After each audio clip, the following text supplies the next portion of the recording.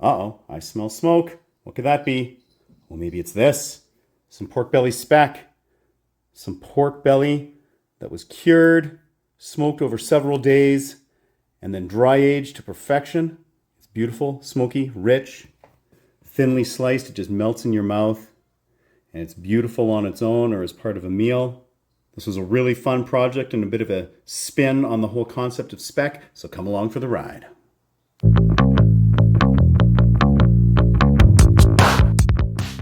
Hey now, I was wandering through the grocery store the other day and came across a couple of these pork belly portions on sale and thought to myself, I'm gonna make something with that. So my plan today is to make some pork belly speck. Now, speck is a charcuterie that originally came, I believe, out of Italy, and there's some German and Austrian influences and all that. And this isn't a history or tradition lesson. That's not the point of this video. Also, I don't want to cause a fight here with people claiming credit for having made this. All I know is that this is a cured, smoked, and dry-aged piece of pork, and traditionally, I guess, done with like cuts from the ham or perhaps even pork loin. However, I'm going to be doing with pork belly here because fat is fun and should be delicious. Now, a couple of points here before we begin. First of all, this is a cured product. I am going to be using sodium nitrate in this. If you're not a fan of nitrates or nitrites or anything like that, I know some people like to use celery salt. Personally, they're basically the same thing. I'm just using this particular product. You do you, boo. Also, some people don't want to use anything like that. You're going to have a hard time coming out with the same sort of product in the end. But if you want to give this a whirl without, I mean, go right ahead. The texture will probably be a bit different. Your color will be a bit different. Your shelf stability will be different, but whatever. Now, the other thing I want to talk about is the actual recipe here, which will be in the video description. Now, I do this based on percentages, which means I will have the total weight. I'm actually going to do this all in one bin, as you'll see here in a minute, the total weight of both of these here. If you just have one piece of meat, you just get the weight of that, and then you're going to multiply it by the percentages that I have in the recipe. And what that allows you to do is use any weight, any size of meat, and replicate this every single time. That's what I do with these recipes, because that way I'm not worried about trying to figure out like portions of volumetric measurements, like what part of a cup would this actually be, or especially when you get down to some of the very small measurements, such as our cure number 2 that we're going to be using here, the sodium nitrate. It's just a hassle using the volumetric. Also, with some of these things, we want to be really specific. Weight is the way to do that. And also, we're doing this in grams because math. Sorry, Imperial just doesn't play nicely with calculations. So get yourself a scale, make sure it has grams on it, and just bite the bullet and do it. So what we're going to be doing here is actually a dry brine, meaning I'm not soaking this in any sort of saline water solution, anything like that. We're just going to be adding all the ingredients that we want together on the meat in a bag, and it's going to cure up really nicely for us. Now, for that, I'm just going to fire everything into this bowl here. But I've got 0.25% of cure number 2 or sodium nitrate or Prague Powder number 2, whatever your product is. It might go under a slightly different name. It's the longer acting cure product. And follow the manufacturer's instructions if it tells you a different ratio than I'm using here. I also have kosher salt, and I'm going with 2.5% salt on that. Again, if you like it a little bit on the saltier side, you can go heftier than that if you wish. I'm going to add that here. I've got 0.2% of garlic powder and 0.15% of ground coriander. I have 0.15% of ground allspice and 0.05% of ground bay leaves. These aren't huge quantities of this, but some of the spices that I'm using here are rather intense, and I'd rather undershoot than overshoot. I wouldn't want it too gnarly in the flavor. I also have here, speaking of heftier spices, I have some juniper berries, and that's 0.15% of those. And then I also have some black peppercorns, and that's 0.5% there. I'm going to take these and pop them into this coffee grinder / fun spice mill that I inherited from my grandfather. Love it. And just blast these up a bit. Now, they certainly don't have to be perfectly ground. It's all good. I just didn't want whole berries and corns in here. So we're just going to break them up a bit. I'll give this a nice little mix. And we are now ready to get our cure going. Just going to slice open these packages here, pull out our pork belly. So you can see that we do have the skin on here still. Now, some people might want to remove the skin from this. I'm going to leave it on. Now, you could potentially just leave it completely intact as is, or you could mark it up with a knife. but I want to do something slightly different for that because I do want the cure and everything to get through on that side. So I'm just going to use this little stabby tool that I've got here. So you check those out. Woo, sharp. I have cut myself on this before.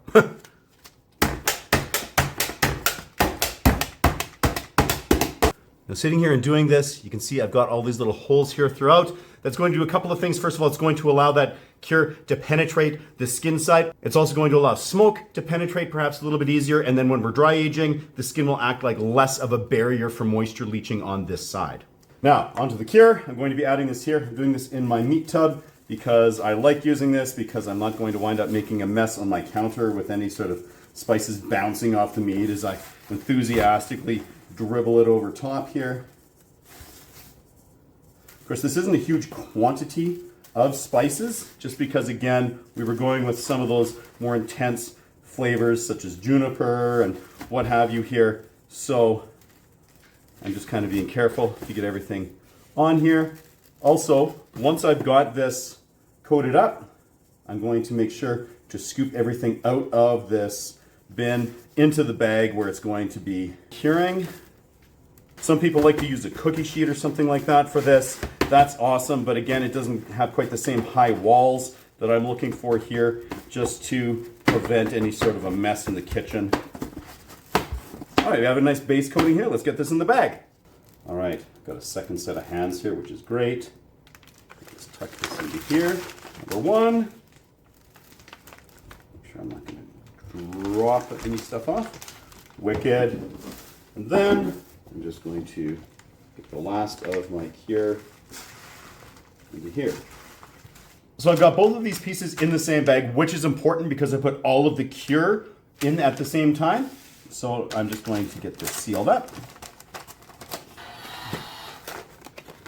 And here we are, all nicely sealed. The person can do this in like Ziploc bags or something like that. I always get worried that they're gonna leak a little bit because that happened to me one time when it was in the fridge. So I like the better seal you get here with the vacuum bags. Plus, that should hopefully open up the skin just a little bit as well as the meat and allow for better penetration. I'm going to now get this into the refrigerator and let this cure here for a while. Every day or so, I'm gonna go in there and just kind of, rub my meat a little bit here and make sure everything is sort of working around.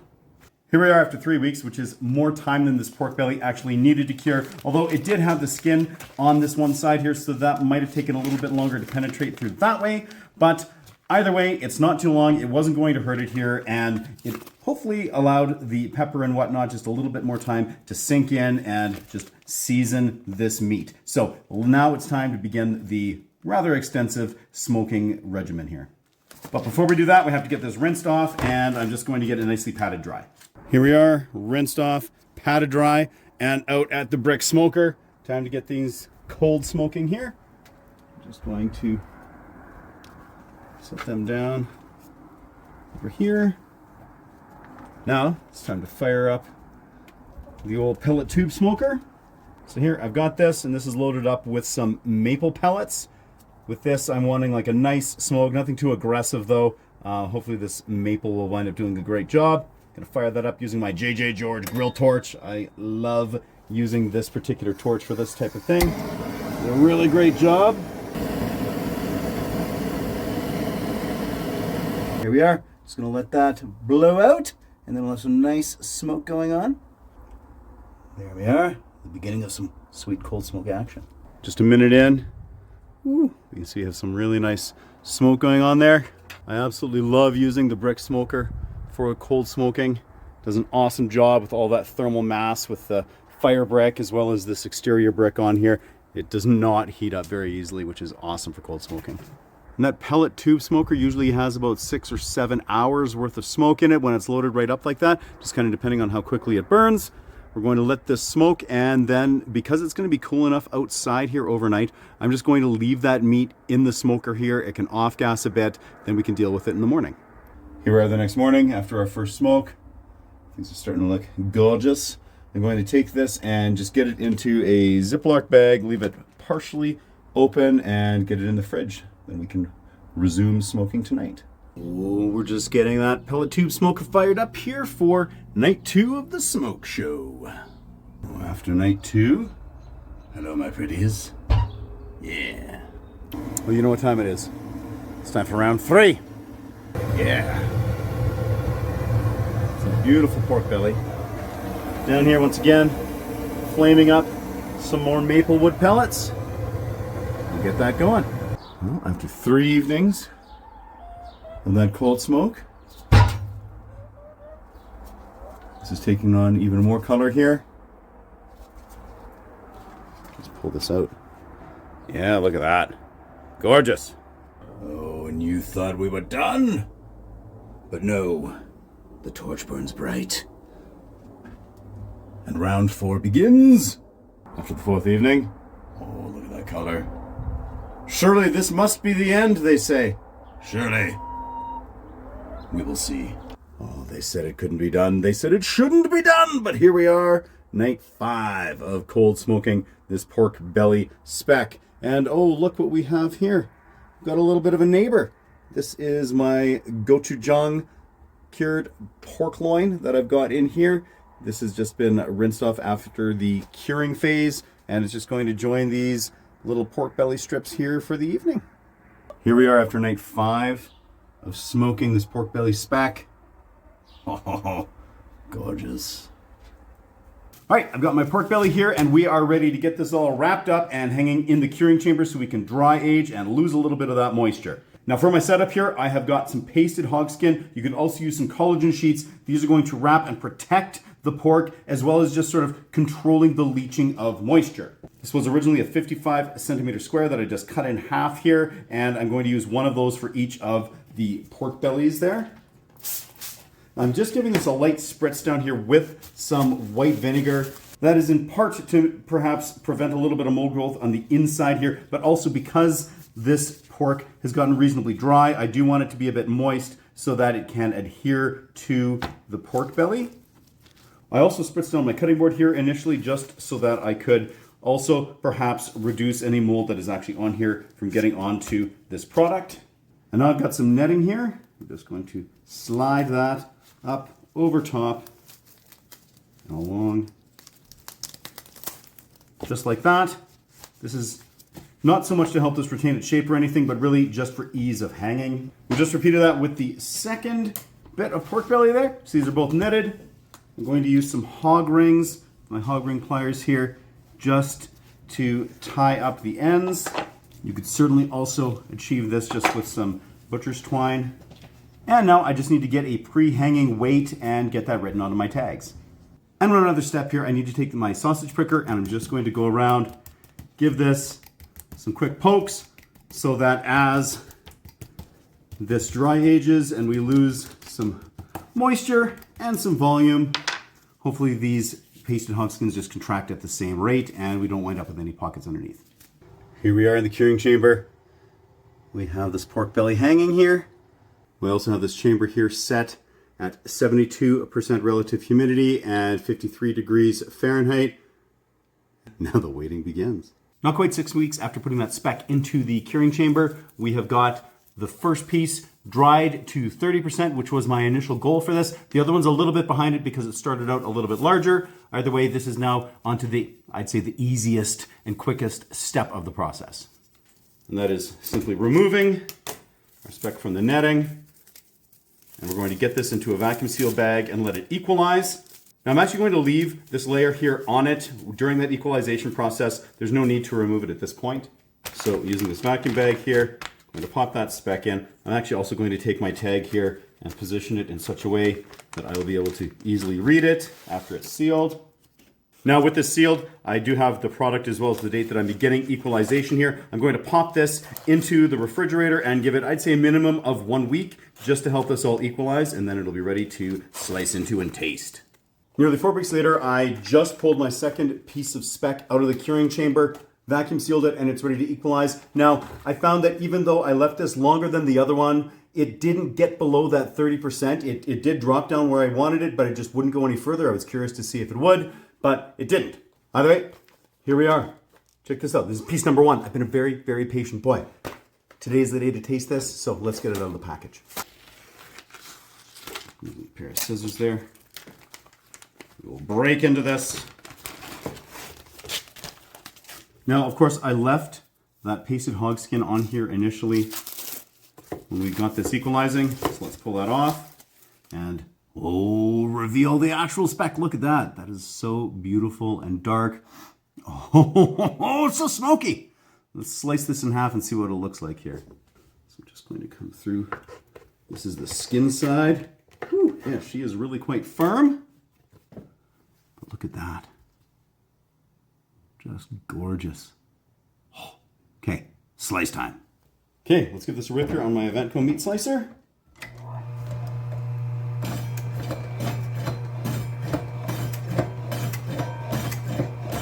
Okay, so I'm pulling this off just super thin here.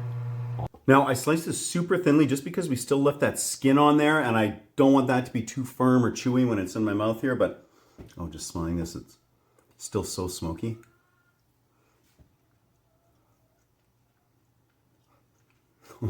Oh man, it just melts on your mouth. All that fat just immediately just goes whoosh and it's gone. You almost feel it like shrinking when it pops into your mouth.